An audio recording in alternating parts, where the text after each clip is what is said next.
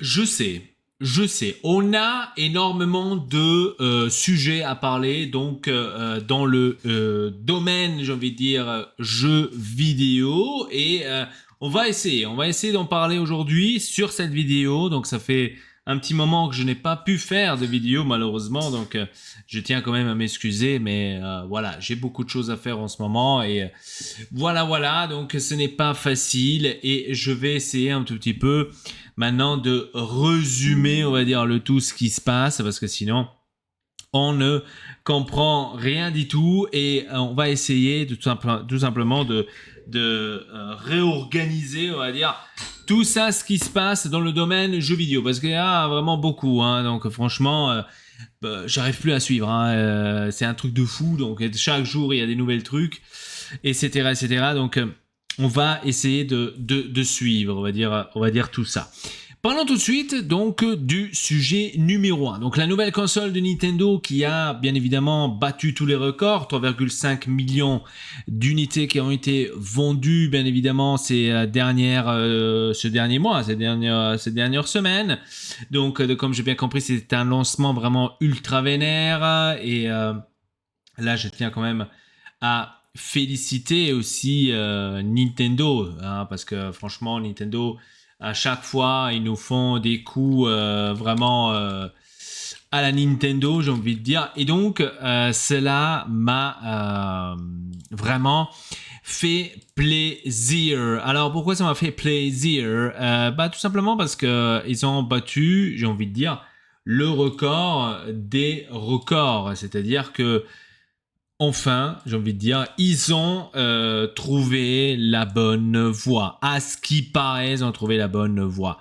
Donc, jamais une console n'a été autant vendue en 4 jours. Donc, Nintendo qui a écoulé 3,5 millions d'unités qui ont été vendues depuis son lancement. Donc, le géant japonais du jeu vidéo a fermé, donc, jeudi le 11 juin. Donc, je sais, aujourd'hui, on est le 18. Donc, j'imagine que maintenant, c'est un tout petit peu plus que sa nouvelle console, donc hybride Switch 2 à travers le monde et en espace de 4 jours, a tout simplement écoulé 3,5 millions d'unités. Il s'agit d'un record, un des records pour cette console Nintendo sur les 4 premiers jours, et ça, il faut pas le sous-estimer. Malgré, bien évidemment, cette rumeur, j'ai envie de dire, critique envers le prix, beaucoup trop élevé, donc Nintendo qui a eu peur à ce niveau-là. Moi, personnellement aussi, hein, de mon côté, je l'ai un tout petit peu critiqué, parce que je me suis dit, attention, que peut-être ça va faire un peu mal, hein, j'ai envie de dire, de voir cela, de voir ces énormes augmentations de prix. On a eu énormément de critiques par rapport à ça, où tout le monde disait ce n'est pas possible que Nintendo nous fasse des tels prix, que Nintendo nous apporte cela, que Nintendo absolument nous fait le coup là comme PlayStation, et ça devient comme Apple, etc., etc. Donc j'ai vraiment entendu de tout, hein, vraiment de tout, et franchement, je peux comprendre. Je peux comprendre les gens qui disent je m'achète pas une Nintendo aujourd'hui parce que elle est trop chère. Je peux le comprendre parce qu'à l'époque elle était moins chère, etc., etc. Ouais, je peux le comprendre. Après, il faut un peu comprendre le concept, j'ai envie de dire, de Nintendo. Et ça m'étonne aussi un tout petit peu d'un côté, parce que ça m'étonne déjà les ventes, pour vous dire la vérité. Parce que je me dis que les ventes, m'ont un peu surpris, parce que je m'attendais par exemple, je sais pas, peut-être à des ventes moins lourdes, vu qu'il y a eu tous ces critiques par rapport au prix, euh, comment dire, par rapport aussi au prix des jeux vidéo. Hein. Je vous rappelle que le jeu, par exemple, Mario Kart World et Donkey Kong, il coûte 100 euros. Hein. Donc là, il y a déjà eu, on va dire, l'explosion massive des critiques. Hein. Et donc, là, on a un peu, on va dire, morflé à ce niveau-là parce qu'on s'est dit, bon, c'est vraiment nécessaire de s'acheter une Switch. Je vous l'avais dit, est-ce que c'est vraiment peut-être nécessaire d'aller se chercher cette Switch 2 parce qu'elle a l'air quand même d'être la même comme la première. Le prix de cette console est bien évidemment 469,99 €, donc 470 €.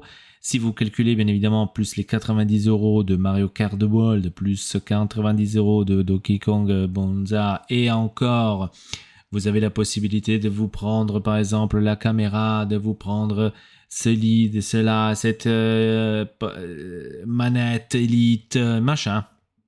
Vous arrivez largement à 800 €. Et donc, je peux le comprendre que la plupart, ils étaient un peu, on va dire, ils se disaient, je vais quand même pas l'acheter. Mais malgré tout, malgré ces prix beaucoup trop élevés, Nintendo prévoit d'écouler 15 millions de Switch 2 d'ici à mars 2026, soit environ autant que la Switch, donc la première, qu'a fait dans la première année de commercialisation. Alors, moi personnellement, je pense que cela ne va pas arriver.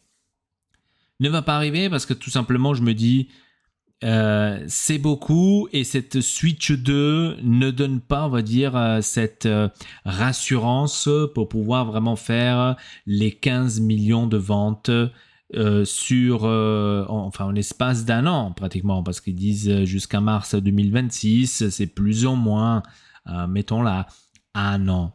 Après, Nintendo, il faut comprendre un tout petit peu le concept Nintendo, parce qu'il y a la plupart que peut-être ils ont toujours pas compris le concept de Nintendo et c'est un concept que je dois vous avouer que moi personnellement j'aime pas. Après bien sûr comme vous le voyez, comment dire, niveau marketing, ça fonctionne et tant que ça fonctionne, on peut que leur donner raison bien évidemment. Nintendo est toujours une génération en arrière. Ça, il faut toujours le dire. Au début, ils étaient maintenant, je crois, même 2 générations en arrière. La force de Nintendo est qu'ils arrivent à vendre une console, j'ai envie de dire, pas aussi puissante qu'une PlayStation, pas aussi puissante que la Xbox, mais ils vous la vendent quand même comme l'ultime machin des machins. Alors déjà, d'un côté, Nintendo a abandonné un truc très important. Ils ont abandonné de dire on va être les meilleurs, on va être ceux qui vont vendre le plus de consoles, on va être ceux qui... Parce qu'ils ont compris qu'avec PlayStation, et je mettrai aussi Microsoft avec la Xbox, ils ne peuvent pas tenir le coup. Alors qu'est-ce que fait Nintendo à ce niveau-là ? Alors Nintendo font des consoles avec des anciens, on va dire, processeurs, qui ne sont pas up-to-date, qui ne sont pas les meilleurs processeurs du monde, qui ne sont pas les meilleurs graphiques du monde, etc., etc. Mais leur force de Nintendo, c'est l'innovation. Alors, commençons par exemple par la Wii. La Wii, à l'époque, quand elle est sortie, elle a fait quand même beaucoup de ventes. Elle a fait même un record chez Nintendo, si je ne me trompe pas, la Wii. Et pourquoi elle a fait autant de ventes, la Wii ? Elle n'a pas fait autant de ventes parce que c'était la meilleure console que celle de PlayStation 2 de Sony.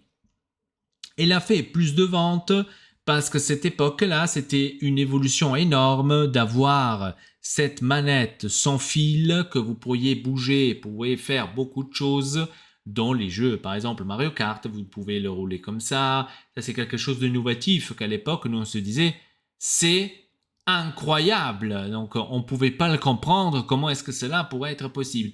Et donc, grâce à cette innovation, j'ai envie de dire, la Wii, pardon, s'est vendue à X millions d'unités. Après après la Wii, je suis vraiment focalisé sur cette Switch.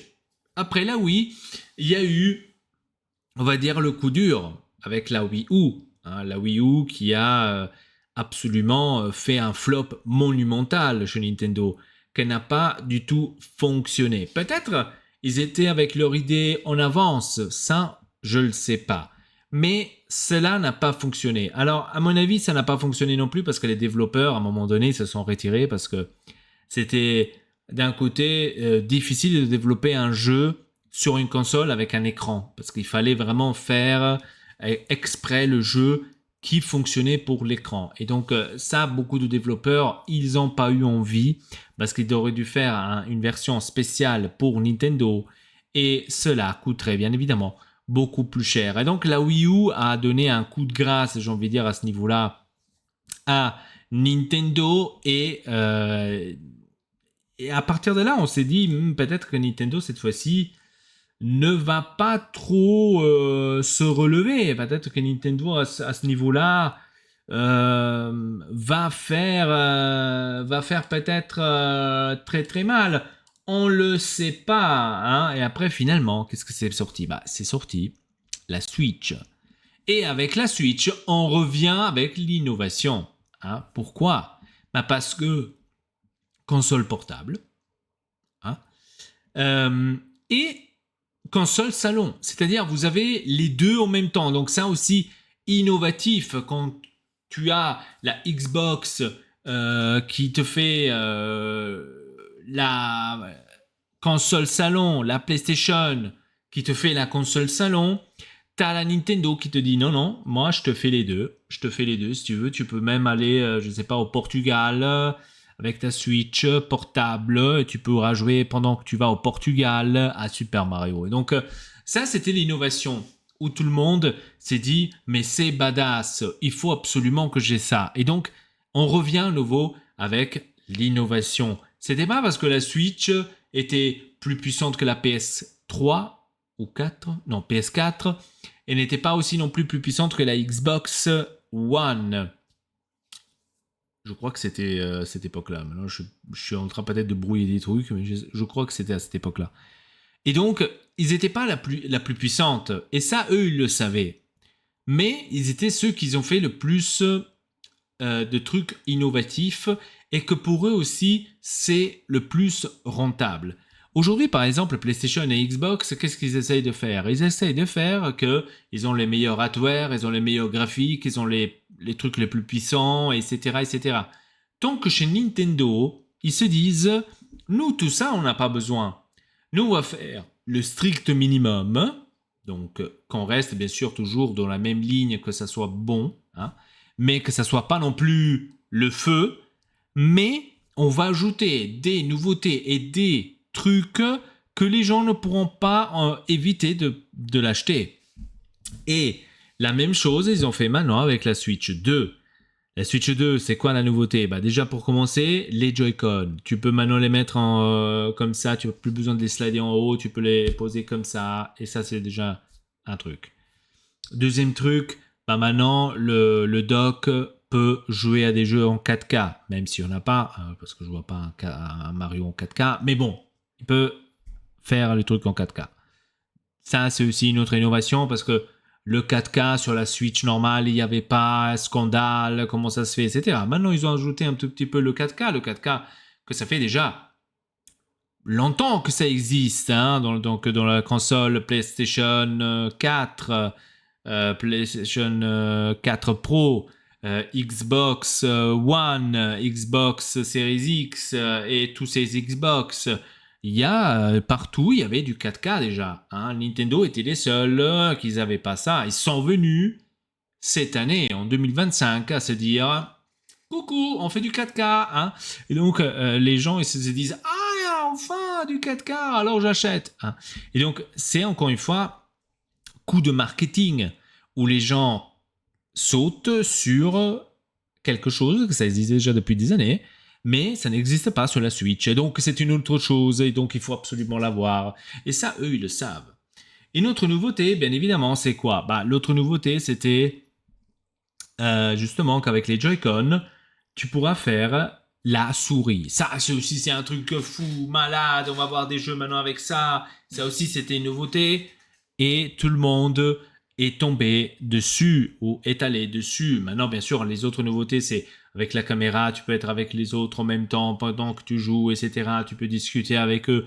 Ce que vous avez déjà depuis très longtemps sur la Xbox, sur PlayStation, eux viennent en 2025, après peut-être 10 ans, 15 ans en retard, ils reviennent et ils disent coucou, tu peux aussi maintenant chatter avec tes amis avec le micro. Oui, oui, absolument, tu peux le faire que maintenant, à partir de maintenant, 2025. Allez, gros bisous, tu m'achètes ma console. Hein. Par contre, bémol, et c'est là qu'il y a eu bien sûr ces petits discours qu'on a parlé justement tout à l'heure. Par contre, le prix, je te le fais un peu plus élevé. Hein. Et donc là, il y a eu bien sûr le scandale, parce que c'était plus maintenant la Nintendo, celle qui te casse en disant que toi, PlayStation, tu vends ta console à 500, moi, Nintendo, je vends la mienne à 350. Par exemple, hein, c'était toujours celle qui était la moins chère. Maintenant, Nintendo a fait le coup de Apple, j'ai envie de dire. Hein. Tu veux avoir une carte SD? Bah écoute, on a fait une carte SD exprès pour la Switch 2. Tu veux utiliser les anciens? Non, celle-là, ça marche pas. Je suis désolé, il faut que tu achètes absolument la nouvelle. Combien coûte la nouvelle? 60 boules. Ok, 60 boules, bah, il faut les acheter. Donc, vous voyez où est-ce que je vais arriver? Ils sont en train de devenir un peu... Ils sont en train d'aller vers cette direction Apple. Ils sont en train de Appleiser la Nintendo.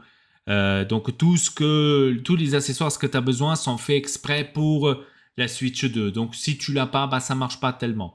Après bien sûr j'ai vu des vidéos que à ce qui paraît ça marche aussi maintenant avec un iPhone, etc. Mais si tu veux vraiment la caméra officielle, c'est celle-là qu'il faut que tu t'as pas d'autres. Donc Appleiser, c'est pour ça que je dis Appleiser. Et donc ça c'est le coup de marketing de Nintendo. Il faut aimer, comme il faut pas aimer, ça dépend. Moi, personnellement, j'aime pas parce que je sais que pour moi, il n'y a rien d'innovatif sur la sur la PS2, ouais, sur la Switch 2. Il n'y a rien d'innovatif. Et je suis autant choqué qu'il y a eu autant de ventes pour cette console. Je me suis dit, mais les gens sont-ils teubés? Ou c'est moi qui n'a pas tout à fait compris le concept et qu'il y a quelque chose caché que je n'ai peut-être pas compris. Parce que finalement, on regarde, bien sûr... On regarde les jeux. Là, il y a actuellement, en plus, il y a le live, sans le faire exprès, hein. Il y a le live de ce nouveau Donkey Kong. Je voulais même pas le faire exprès. Il y a le live de ce nouveau Donkey Kong. Alors, regardons un tout petit peu les graphiques. Là, tu vas pas te dire, ça c'est le nouveau Donkey Kong qui est en train de venir maintenant. Il est en live. Je savais même pas, je viens de le voir maintenant. Si on regarde le graphique, les graphiques de ce jeu, maintenant même Donkey Kong, on ne dit pas que c'est un graphique badass, là où peut-être, je sais pas, l'ultime jeu comme Super Mario te change complètement la donne et tu sais pas comment faire, regarde un peu. Non, là le graphique... Et ça, c'est malheureusement aussi un tout petit peu Xbox et PlayStation, il faut le dire. Hein. C'est pas seulement Nintendo, mais aussi eux. Le graphique ne change pas énormément. Ça reste... Là, j'ai comme l'impression que vous êtes en train de voir un jeu sur la première Switch. Donc, je vois pas cette différence à dire « Ah ouais, ça, c'est absolument la Switch 2 ». Peut-être, il y a certains détails. Attention, je ne dis pas maintenant le contraire. Il y a certainement des petits détails où tu dis, ouais, là, tu vois absolument que c'est la Switch 2. Ça, la Switch 1 n'arrivait pas à le faire. Mais en regardant comme ça la vidéo, tu te dis, mais merde, ça pourrait être bien un jeu Switch 1. Pourquoi je dois m'acheter la Switch 2 pour jouer à ce jeu-là? J'ai pas capté. Parce que le graphique, c'est complètement le même. Il n'y a aucun changement. Hein. Donc, c'est pas que maintenant, c'est un truc ultra vénère à la PlayStation. Tu dis, ah ouais, quand même, là, on voit la puissance de la PS2, de la Switch 2, comment elle est hardcore. Bah, oui, tu vois un peu les décors qui sont un peu autrement, etc. Mais tu avais ça aussi sur la Switch 1. je rappelle. Hein. Donc, c'est pas que maintenant que tu vois tous ces décors, etc., etc. Donc, oui, le jeu, il est beau, comme vous pouvez le voir. Le jeu, il est absolument sublime. C'est un superbe Donkey Kong et qui pourra vraiment donner envie de jouer et d'acheter, attention aussi, la Switch 2, parce que j'imagine que ce jeu est seulement et uniquement disponible sur la Switch 2. Je pense pas que ce jeu va venir sur la Switch 1, malheureusement. Mais c'est pas maintenant quelque chose où je me dis absolument avec ce jeu-là, je dois absolument m'acheter la console. Je suis désolé, c'est pas mon délire. Vous voyez où est-ce que je vais arriver? C'est pas mon délire. Et ça, c'est Nintendo. Et Nintendo vous vend tout simplement, on va dire, des petits morceaux des nouveautés, peu à peu, pas mettre tout en même temps, là maintenant, allez hop, je te balance tout ça. Non, peu à peu, je te mets donc cela pour que tu puisses un tout petit peu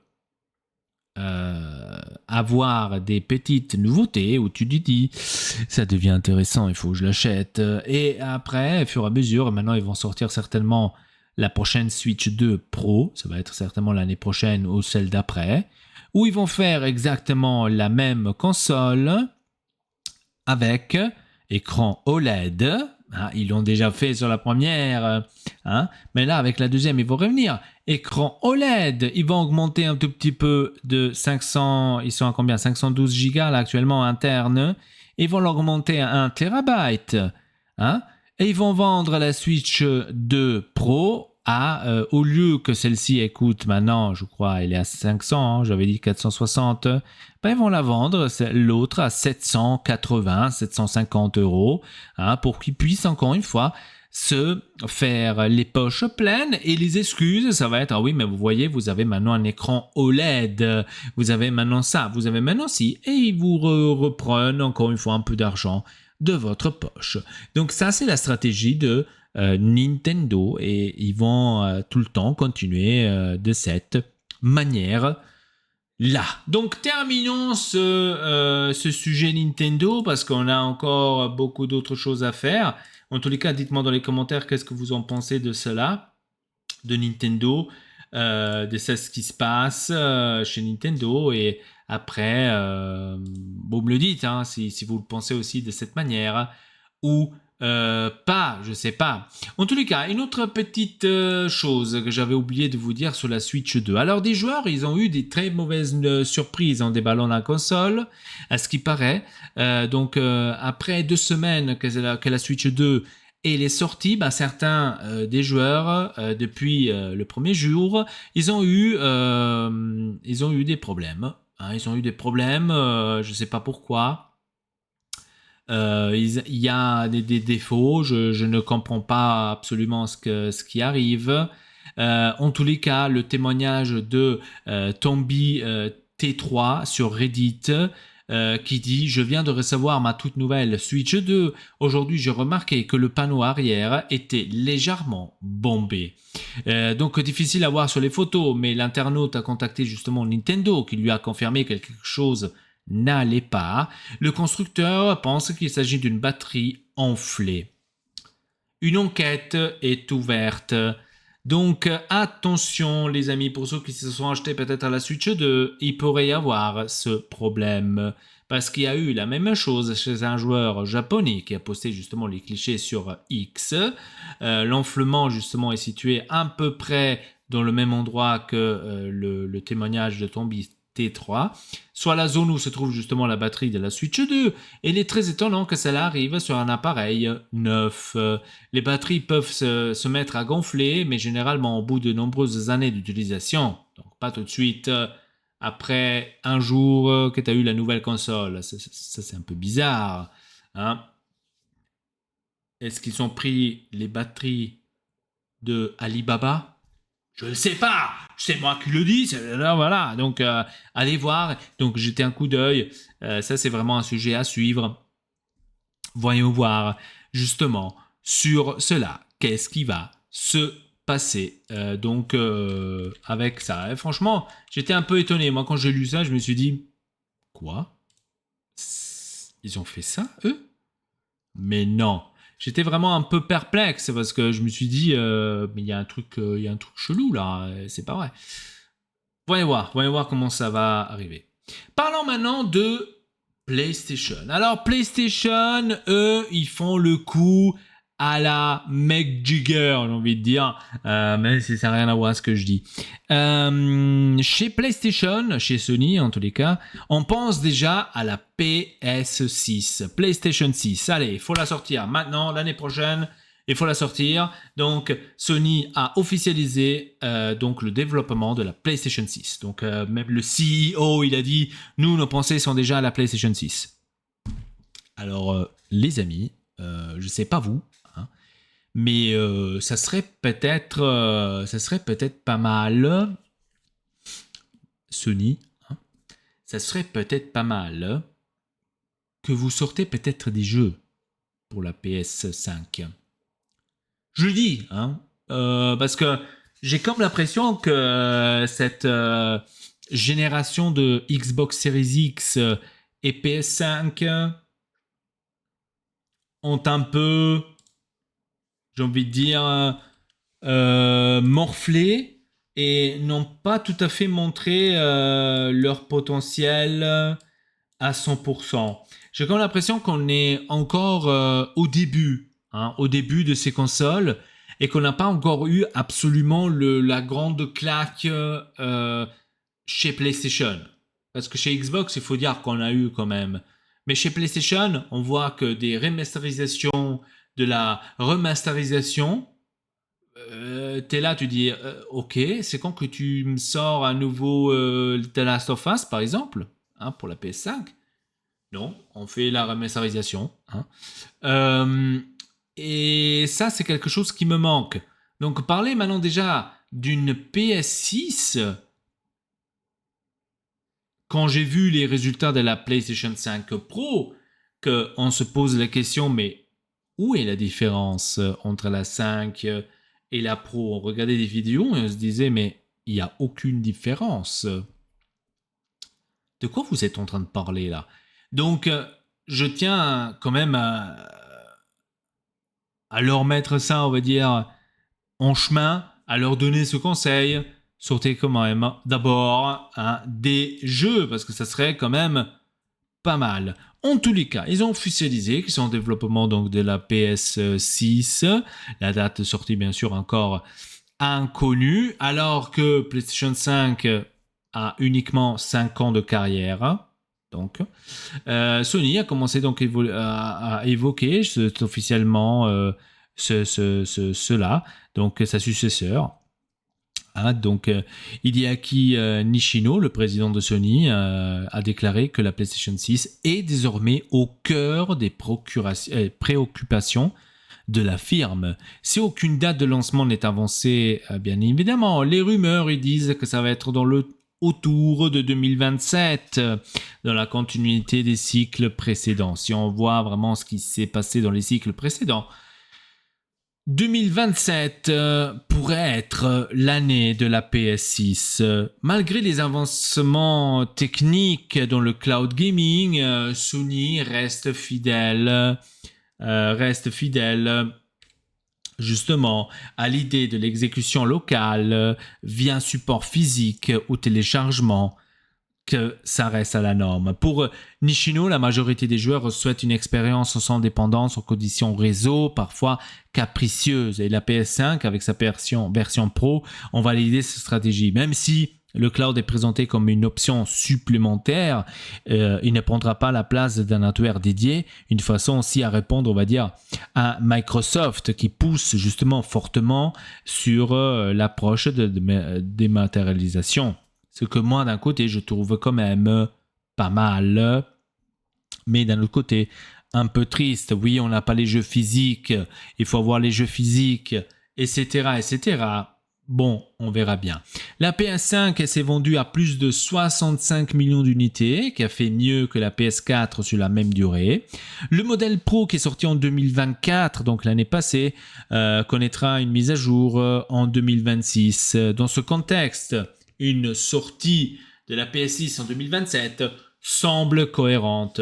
je vous disais déjà un tout petit peu que PlayStation, j'ai comme l'impression qu'ils ont un peu lâché le coup. Même niveau jeu, j'étais un peu perplexe parce que je me disais, mais comment ça se fait qu'ils ne sortent pas The Last of Us 3, par exemple, sur la PS5 ? Pourquoi ils nous font déjà la PS5 Pro après 5 ans qu'il y a la PS5 et on n'a réellement pas eu, on va dire, ces énormes jeux pour cette console, et j'ai quand même l'impression qu'on n'a même pas encore utilisé cette capacité vraiment de ce jeu. Je sais pas, moi je vois la chose comme ça. En tous les cas, Sony garde aussi le cap avec son partenariat AMD pour sa future puce, écartant Intel. Aussi, aucun détail officiel n'a été communiqué par les caractéristiques techniques, bien évidemment, c'est encore trop tôt, mais en tous les cas, cela semble déjà être dans les prochaines, on va dire, futurs projets de Sony de sortir cette PS6. Bon, je ne sais pas si c'est une bonne idée. On le verra avec le temps. Peut-être que là, ils auront encore une année pour nous sortir peut-être des jeux. Je ne sais pas si peut-être ils vont nous sortir un jeu ou quoi que ce soit. Parce qu'avec la PS6, ils vont faire quoi ? Ils vont nous dire, ah écoutez, on va vous ressortir la remasterisation de The Last of Us. Je sais pas. La plupart disent, ouais, c'est pour préparer le GTA 6 sur PS6 parce que ça va mieux. Alors, ça, vous devez vous l'enlever de la tête que GTA sortira uniquement avec la PlayStation 6. Ça, il y avait énormément de rumeurs par rapport à ça. Ça va pas arriver parce qu'ils l'ont déjà développé pour PS5 et Xbox Series X et pas PlayStation 6.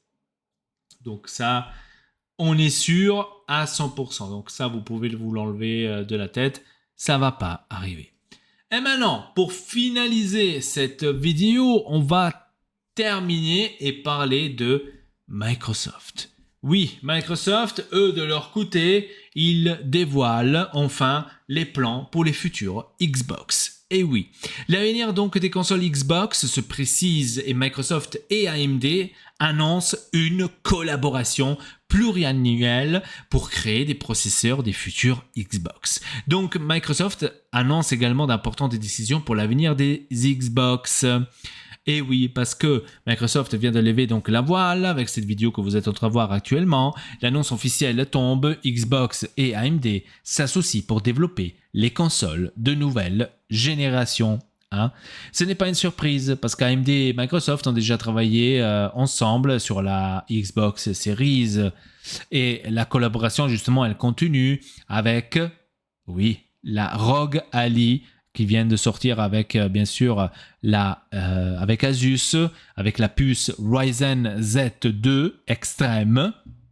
Et donc là c'est un tout petit peu pour valider leur union, j'ai envie de dire, donc AMD et Microsoft, mais cette alliance stratégique pluriannuelle va bien au-delà d'un simple partenariat technique. Elle dessine les contours des écosystèmes. Et ça je trouve quand même assez, j'ai envie de dire, assez intéressant. Maintenant, j'ai hâte de voir cela, comment ça va se dérouler, comment est-ce que le futur Xbox va être. Mais en tous les cas, elle désigne les contours d'un écosystème gaming qui pourrait redistribuer les cartes face à Sony, par exemple, et aussi Nintendo, il faut le dire. Avec AMD comme partenaire de choix, Microsoft mise sur l'innovation technologique pour reconquérir, par exemple, du terrain perdu ces dernières années. On ne le sait pas.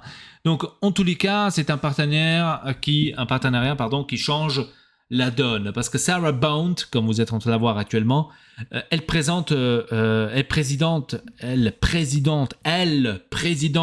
de Xbox, confirme que ce partenariat stratégique de AMD va être assez lourd. Et donc, en tous les cas, je m'y attends énormément de cela, parce que le choix AMD plutôt que Nvidia n'est pas un hasard. parce que le constructeur américain équipait déjà des Xbox Series X et S et les PS5, Nvidia est le partenaire de Nintendo avec la Switch 2. Et oui les amis, et l'acteur premier plan sur PC. Donc c'est pour ça qu'ils n'ont pas voulu, on va dire, faire cela aussi eux de leur côté. Donc cette continuité technologique garantit rétrocompatibilité et permet à Microsoft de poser les performances bien plus au-delà que les standards actuels, avec les puces optimisées spécifiquement justement pour l'écosystème Xbox. Donc l'accent est mis sur l'innovation graphique de nouvelle génération. C'est là où par exemple Nintendo ne le fait pas. Ce que je vous disais tout à l'heure, Nintendo fait ça pas à pas. Peut-être dans 5 ans, on verra ça, ce qu'on verra l'année prochaine chez Xbox, par exemple. Et si je serais pour Xbox, je ferai en sorte que ma nouvelle console sortirait 1 an avant la PS6. Parce que c'est que comme ça que tu peux gagner du terrain. Moi, je le dis. Après, on verra bien. En tous les cas, cet accent qui est mis justement sur l'innovation graphique de la nouvelle génération fait directement référence aux technologies de l'IA de AMD. Donc, cette technologie, par exemple, d'upscaling intelligent permet d'afficher des jeux en 4K à partir d'une définition native plus faible, boostant justement drastiquement les performances sans sacrifier justement la qualité visuelle. La rétrocompatibilité, l'atout maître de Microsoft. Eux, c'est les seuls qui ont commencé avec cette rétrocompatibilité avec les anciens jeux de Xbox, avec des jeux de la première Xbox par exemple, etc. L'engagement le plus important de cette annonce concerne justement la rétrocompatibilité totale de la bibliothèque Xbox existante. C'est-à-dire, si vous voulez jouer au premier Halo, vous pourriez le faire parce que c'est disponible, parce que vous pourriez le faire, parce que c'est rétrocompatible. Et donc Microsoft promet que tous les jeux actuels fonctionneront sur les futures consoles à l'image de la PS2 et la PS5 Pro. La rétrocompatibilité Xbox va même plus loin avec l'amélioration attendue automatique des anciens titres grâce à la technologie IA et AMD comme FSR. Donc là aussi, ça pourrait être très très très important. Après bien sûr, le cloud gaming qui s'intègre naturellement à cette version unifiée avec le Game Pass. Donc il y aura une ouverture d'autres stores et des grosses annonces de la journée. Microsoft évoque une expérience Xbox conçue pour les joueurs sans être limitée à une seule boutique ni à un seul appareil. Et ça, ils avaient déjà commencé à faire peu à peu. Là maintenant, bien sûr, ils ont fait la Xbox Ali sous Windows.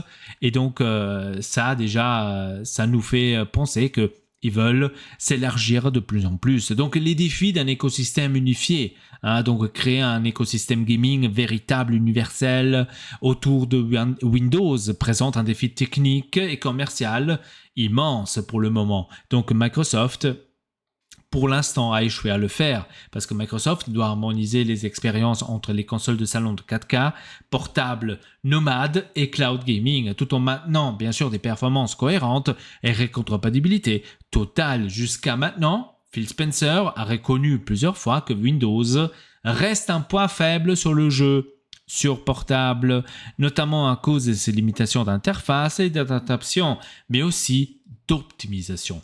Donc sur console, Microsoft retire ou désactive de nombreux composants. Windows pour libérer justement des ressources et de maximiser les performances des jeux, alors que sur PC, Windows conserve beaucoup de fonctionnalités annexes qui peuvent alourdir l'expérience du jeu. Donc, pour rappel, pour le moment, par exemple, la Xbox Series ne tourne pas exactement sous Windows comme un PC, mais le système d'exploitation de console Xbox One et Xbox Series est basé sur le noyau de Windows 10. Donc, pour ceux qui ne le savaient pas, au moins ça, voilà. Donc la question qui est bien sûr ouverte, parce que quand ils disent autre store, ça veut dire quoi autre store? Si la Xbox Ali fonctionnant justement sur Windows, elle peut accéder par exemple à Steam, elle peut accéder à Epic Games Store. Jusqu'en sera-t-il des futures consoles salons traditionnels, par exemple, je sais pas, PlayStation, hein? Je sais pas. Cette ouverture pourrait révoluer le marché, hein. On sait pas. La console en brisant le monopole des stores constructeurs. Pourquoi pas? En disant que, bah écoutez, maintenant, vous avez pas seulement le Microsoft Store, mais là, vous pouvez acheter les jeux Xbox, même sur PlayStation Store, même sur Epic Games, même sur Steam, même... Et donc, ça devient, on va dire, multi-universel. Hein. Et je ne sais pas à combien de temps encore PlayStation va tenir le coup de ne pas sortir ses jeux exclusifs aussi sur la Xbox et sur la Switch. Là, pour moi, Microsoft est en train d'aller vers une très bonne direction. Hein. Moi, je suis content que je vois Gears of War, par exemple, sur la PlayStation, Forza sur la PlayStation, peut-être, dans le futur, Starfield, etc. Moi, je suis content pour ça. Bah, absolument. Parce que moi, je suis pour le gaming. Donc, plus on est, mieux c'est. Donc, pourquoi se limiter uniquement à une seule console, à une seule exclusivité quand tu peux bénéficier, par exemple, de tout le monde, hein? Pourquoi pas? Toi, qui es à la PlayStation, pourquoi tu peux pas jouer à Halo, par exemple? Toi, qui es à la PlayStation, pourquoi tu peux pas jouer à Forza? Bah joue avec moi. Moi, je suis sur Xbox, toi, tu es sur PlayStation, pas de souci, mais joue quand même avec moi au même jeu. Voilà. Donc ça devrait être un peu partout. Après, bien sûr, c'est compréhensible que Nintendo ne va pas dire un jour... Ouais, le Super Mario Sunshine, je vais te le mettre sur la Xbox. C'est sûr que ça va jamais arriver. Hein, donc Nintendo sur cela, eux là, ils sont un peu plus carrés, hardcore. Nous, on a nos licences. Zelda, Super Mario, c'est à nous. Vous l'auriez jamais de la vie. Oubliez cela. D'un autre côté, tu as aussi PlayStation qui dit ça. Hein, jusqu'à présent, maintenant on verra hein, dans le futur qu'est-ce qu'on aura. Peut-être que Phil Spencer va avoir une brèche, je ne sais pas, quelque part. Là, j'ai hâte, parce que PlayStation, là-dessus aussi, il a dit attention, hein, parce que nous, on sort des jeux sur justement le PC, mais pas tous. Et on voit exactement quel jeu doit sortir sur le PC et quel ne doit pas sortir. Donc là aussi, eux, ils jettent un coup d'œil. Hein. C'est pas qu'ils vous sortent tout et n'importe quoi. Hein. Donc ils vous sortent uniquement les jeux que eux, ils se disent, je vais les sortir sur le PC parce que je peux, peut-être cela, je peux un peu les donner à eux. Hein. Donc là-dessus aussi, il y a énormément de discours chez PlayStation. En tout cas, j'aimerais bien savoir de votre part, est-ce que vous trouveriez bien que peut-être tous les écosystèmes, Nintendo, Sony avec PlayStation et Microsoft avec Xbox, seront un jour unis dans le même univers. Par exemple, vous avez une console, uniquement une, où vous pourriez jouer à tous les jeux de tous les constructeurs, justement de Nintendo.